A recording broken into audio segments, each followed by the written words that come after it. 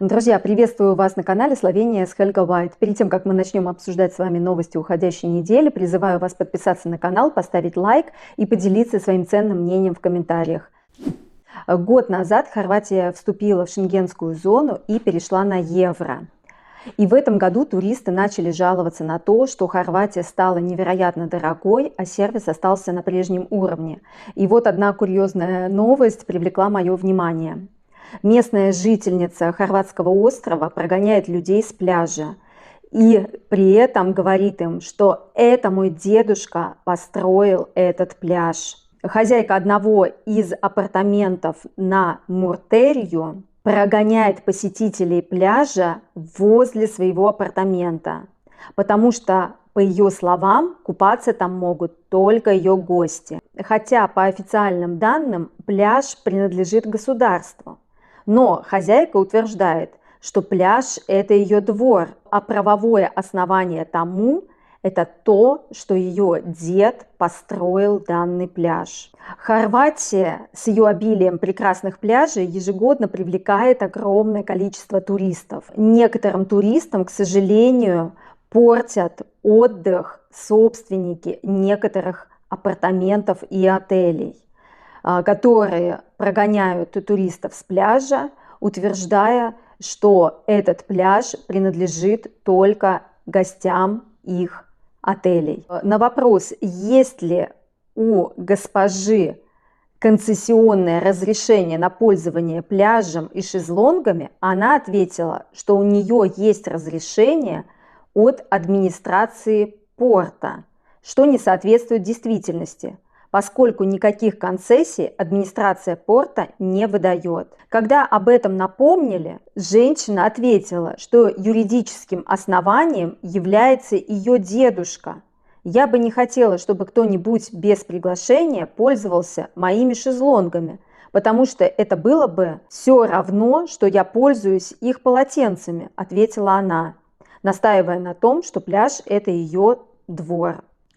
А на самом деле такие ситуации возникают не только в Хорватии. Такое самоуправление устраивают хозяева также черногорских пляжей. И такое же мы наблюдали однажды на отдыхе в Болгарии.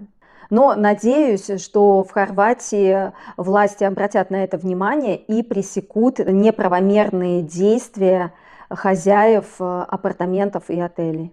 Словения продолжает восстанавливаться после ужасных наводнений. И одна грустная новость пришла буквально сегодня. После наводнения планируют снести 2 поселка на 150 домов.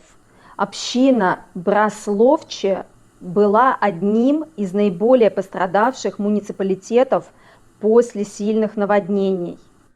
Чтобы обеспечить долгосрочную паводковую безопасность района, власти решились на, казалось бы, радикальную, но, по словам мэра, необходимую и единственно эффективную меру.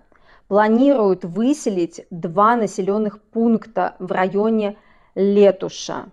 Муниципалитет Брасловче оказался в числе районов, наиболее пострадавших от недавних крупномасштабных наводнений. Там было затоплено не менее 270 жилых домов. 73 семьи были вынуждены переселиться из-за паводка.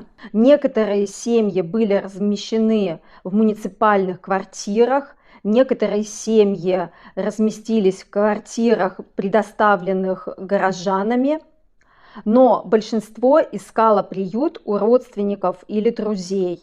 Остальные семьи нашли временное решение, переехав на верхние этажи своих домов, если дом был только частично затоплен. Из-за разрушений муниципалитет Брасловче совместно с управлением водного хозяйства Словении немедленно начал аварийную реабилитацию в бассейне реки Савинья. В то же время начали искать постоянные решения против наводнений, в результате чего было принято решение о довольно радикальной мере на первый взгляд. Однако эта мера необходима для предотвращения ущерба от новых наводнений.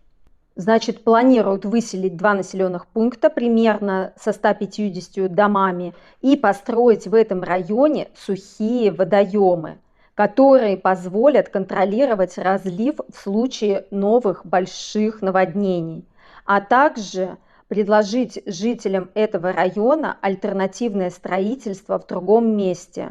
По некоторым неофициальным данным, новый поселок будет построен в районе поселка Раковли, который находится в непосредственной близости от центра Брасловча. Вообще логично строить дома в тех местах, где нет угрозы наводнения. И приятно слышать, что поселок будет построен за счет государства, и люди смогут получить новое жилье. Но, кстати, неизвестно, получат ли они компенсацию за ущерб, за то имущество, которое они потеряли в наводнении. Интересная новость пришла из Черногории. Если вы не видели мой репортаж из Черногории, то можете посмотреть вот по этой ссылке. В Черногории суд оштрафовал местную жительницу Милицу Живкович из-за того, что она дала отпор мужчине, который ее домогался. Да, странно, как это она вообще посмела. Инцидент произошел в начале августа в черногорском городе Колашин. Гражданин Турции сначала схватил женщину за подбородок, а затем и за интимные части тела. В ответ она несколько раз его ударила. В итоге суд оштрафовал Живкович на 50 евро по статье о нарушении общественного порядка и покоя. Она также должна будет оплатить судебные расходы, в том числе за переводчика. Я получила предупреждение за то, что якобы нарушила необходимость самообороны, так как у него не было умысла причинить мне вред. То есть я виновата, что защищалась, прокомментировала решение суда Живкович. Она собирается это решение обжаловать. Гражданин Турции тоже заплатит штраф 200 евро. Однако он не связан с делом о домогательстве. Мужчину оштрафовали из-за нарушения миграционного законодательства. Работодатель гражданина Турции также был оштрафован. Компания заплатит 650 евро. В своем репортаже я говорила, что Черногория еще не готова к вступлению в Евросоюз. И такие ужасные новости только подтверждают мои слова. Женщины не чувствуют себя в безопасности в этом патриархальном обществе. Австрийская полиция в Вене разыскивает неизвестного человека или группу людей, которые преднамеренно и вероломно зарезали 3 бездомных. В результате нападения 2 бездомных мужчин погибли, а бездомная женщина получила серьезные ранения. Предполагают, что это серийные преступники или преступник.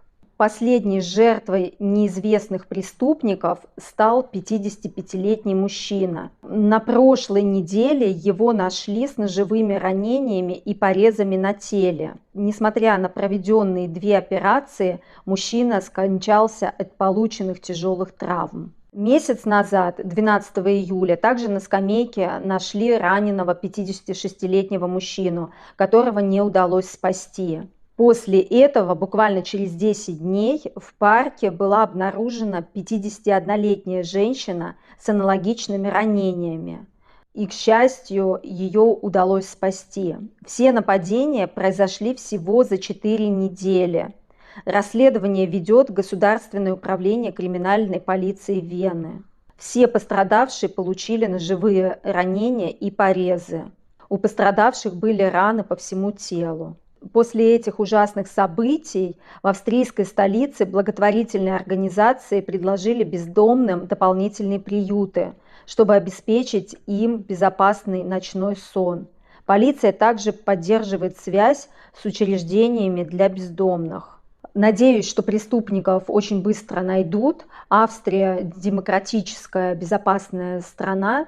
И для Австрии права абсолютно всех граждан имеют значение. Неважно, бомж это или какой-нибудь министр.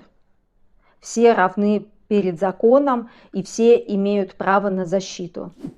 Вот эта новость показалась мне очень странной. Трагедия произошла в морском славянском городе Порторож. Машина с 2 людьми съехала с дороги и упала в море. К сожалению, люди не выжили. В автомобиле находились 86-летний мужчина и 79-летняя женщина.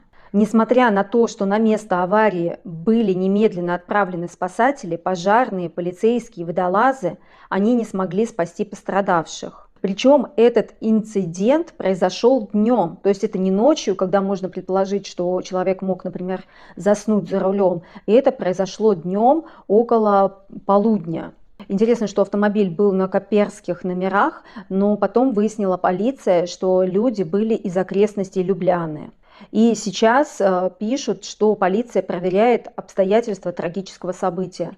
И мне приходит в голову мысль, не решили ли мужчина и женщина в таком преклонном возрасте красиво покончить жизнь самоубийством и уйти на тот свет в один день. Но это всего лишь мои предположения. Скорее всего, мужчине просто стало плохо за рулем. Шокирующая новость пришла из Болгарии. Вызвали в одну квартиру сантехников из-за того, что засорился туалет. Это было в городе София. И во время прочистки сантехники обнаружили останки 41-летнего криптовалютного магната Кристиана Пеева. Кристиан Пеев, имеющий американское и болгарское гражданство, окончил американский университет и заработал огромное состояние на криптоинвестициях. Следователи предполагают, что он был убит в начале августа, а убийцей считается некий Веска Выльчинов, с которым он познакомился 6 лет назад и, видимо, с которым у него были какие-то дела. Местные СМИ сообщают, что убийца убил свою жертву гирей, затем расчленил тело в ванной, а некоторые части бросил в унитаз. Следователи нашли место преступления после проверки 2 телефонов Пеева, после того, как его брат сообщил о нем как о пропавшем без вести. Он был на связи с убийцей в день его исчезновения. Согласно кадрам с камер наблюдения, жертва и убийца вошли в дом предполагаемого убийцы, а на следующий день убийца вышел из дома один. Болгарские СМИ сообщили, что жертва помогала убийце с инвестициями в криптовалюту, предполагая, что мотив убийства мог быть связан с деньгами. Это уже второе убийство криптомиллионера в августе. Ничего себе. Да, что только не сделает человек ради того, чтобы добыть пароль от криптокошелька. Хочу закончить этот выпуск новостей позитивной новостью. Фермер Ли Уилсон из Канзаса в мае высадил поле из 1 200 000 подсолнухов для своей жены в честь очень важной даты для их семьи – 50-летия со дня свадьбы. Я очень долго думал над подарком, а потом вспомнил, что жена всегда любила подсолнухи, рассказал Ли журналистам CNN. В одиночку мужчина бы не справился, поэтому он попросил сына помочь. Вместе они посадили подсолнухи на площади около 320 000 квадратных метров. Это примерно 45 футбольных полей. Сейчас подсолнухи расцвели, и поле выглядит просто невероятно. Жена оценила его поступок. Я почувствовала себя особенной. Не может быть лучшего подарка к годовщине свадьбы, чем поле подсолнухов. Практически как 1 000 000 алых роз. Очень романтичная история. Алиса, какая погода в Любляне в воскресенье? Завтра в Любляне температура от плюс 19 до плюс 32 градусов. Ясно, без осадков. Ветер слабый, 2-3 метра в секунду. Спасибо. И вам спасибо. Вы очень хороший человек. Я очень хороший человек. Друзья, на этом новости подошли к концу. Не забывайте, пожалуйста, подписываться на канал, ставить лайки и оставлять свое ценное мнение в комментариях. Пока-пока, до новых встреч!